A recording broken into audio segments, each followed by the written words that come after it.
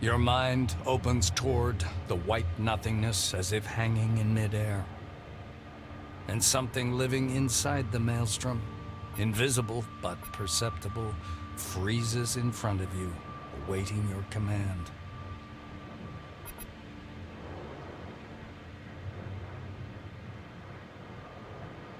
From all available options, you choose this one.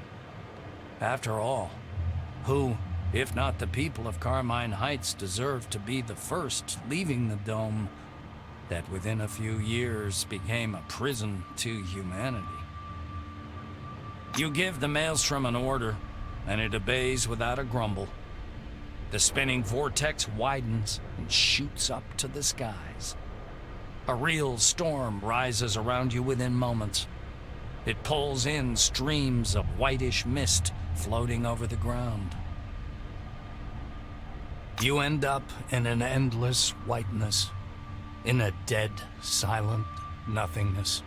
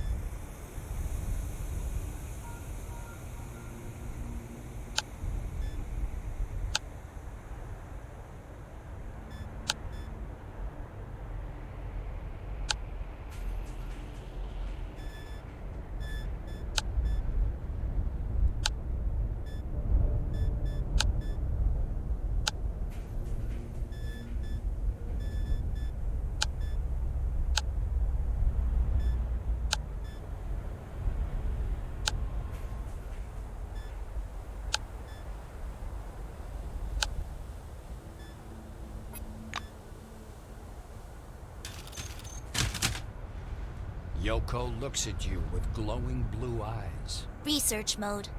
Senpai, your mission is complete. Explain to me what is customary to do in such cases. Will you go for recycling? To a long-term storage warehouse? Will you get a new task? I am ready to analyze your answer.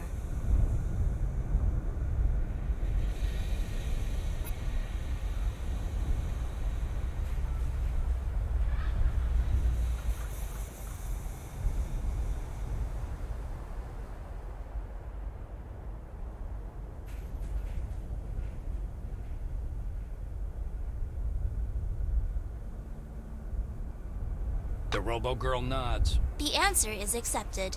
Do you want me to accompany you on your new mission? Yoko's eyes change color. Social mode. I received an answer to my question. Ready to answer yours, Senpai.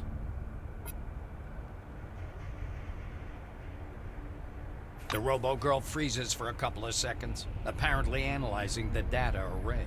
From our travels, Senpai, I've come up with a pretty accurate picture of the world. We are in an irrational, inhospitable place governed by a cult of violence, conventional authority, and caste-based dictatorship. Further studying of society seems pointless to me. I plan to return to Magellan, to Akira, and carry out research tasks under his command. She tilts her head and squints.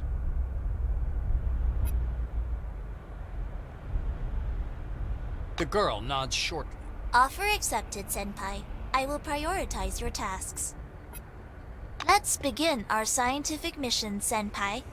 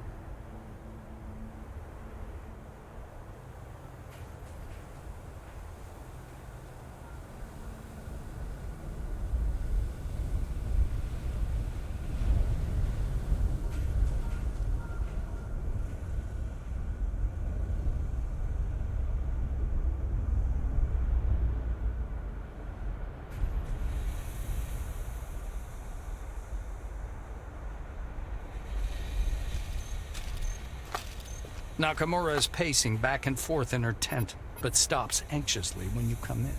Did you bring the helmet?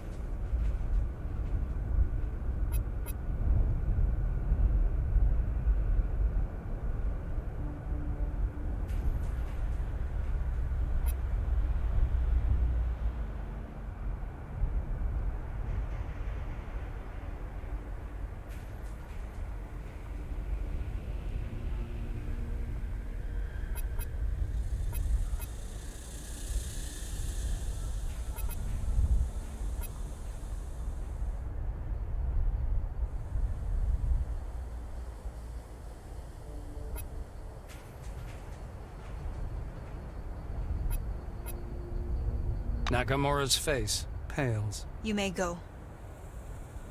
Yes, you may. She leans on her desk, looking lost.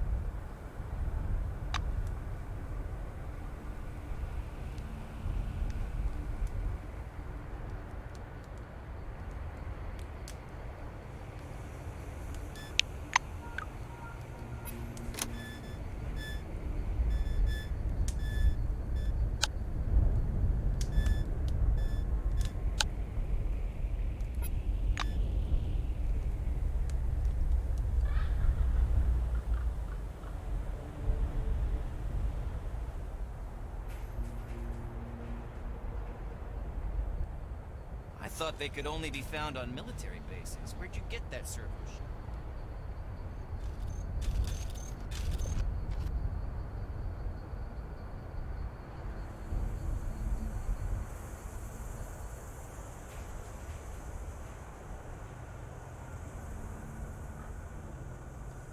Yellow dust is still hovering in the warm air, not yet settled down completely. Russo is standing near her tent, looking both peaceful and lost. I feel as if they'd taken my favorite toy from me. I'm kidding. I'm glad you succeeded. Henrietta shakes her sleeve of the desert dust, laughing. Oh, I don't know. Buy another dozen pairs of colored socks. Learn how to play pool. Maybe start drinking out of sheer boredom. But seriously, we're under the dome. A sign.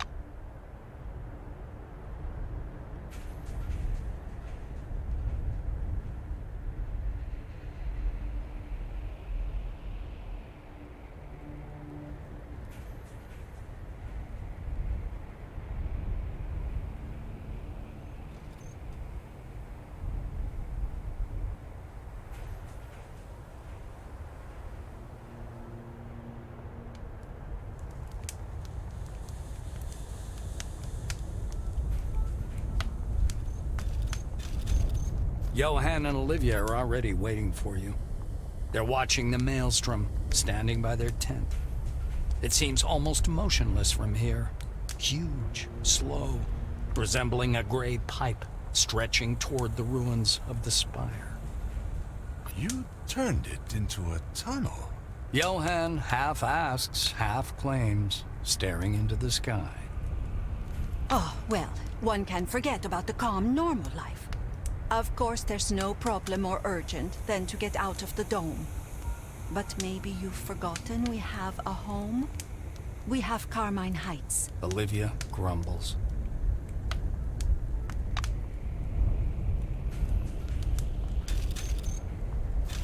Johan and Olivia are watching them.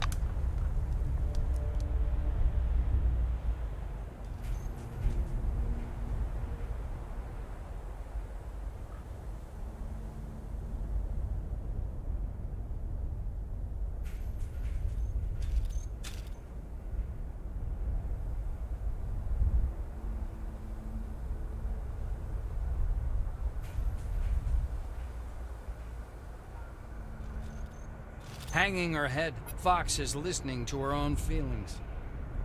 The woman looks up at you in a completely non-aggressive, almost pleading manner.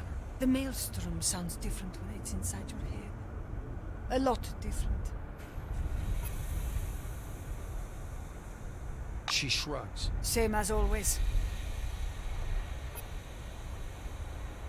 Fox snorts. Let's go. I'm coming with you. And your metal thing.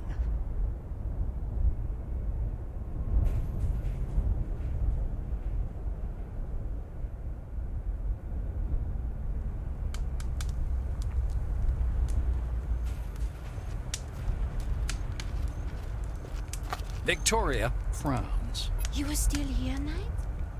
I did not grant you pardon so you would be an eyesore to me. Get out.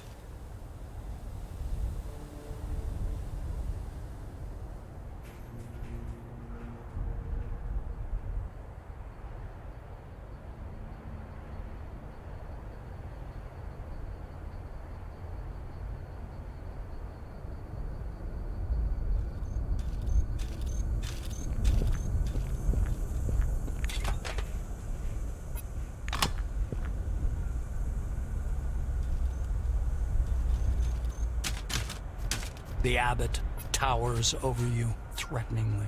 I was wrong about you. You want this new Middle Ages to continue. You had the opportunity to help everyone locked inside the dome. However, you wasted it. Enjoy your life in the damned world you have created yourself.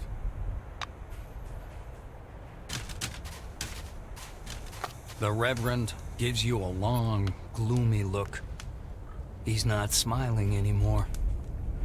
Then, for the first time since you've met him, he takes off his glasses. Disappointment, sadness, and fatigue are apparent in his bulging red eyes. We met you with an open heart and introduced you to our temple. Until the very last minute, I was hoping you would choose us, but you didn't appreciate any of it. You don't understand anything. He puts his glasses on again and shuffles away.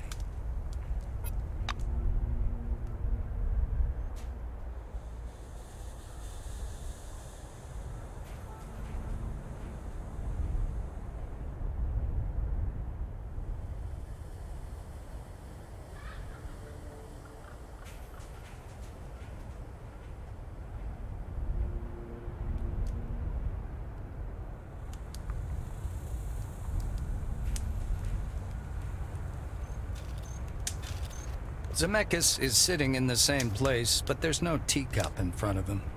There's a bottle of some alcohol, a carafe of water, and 2 shot glasses instead.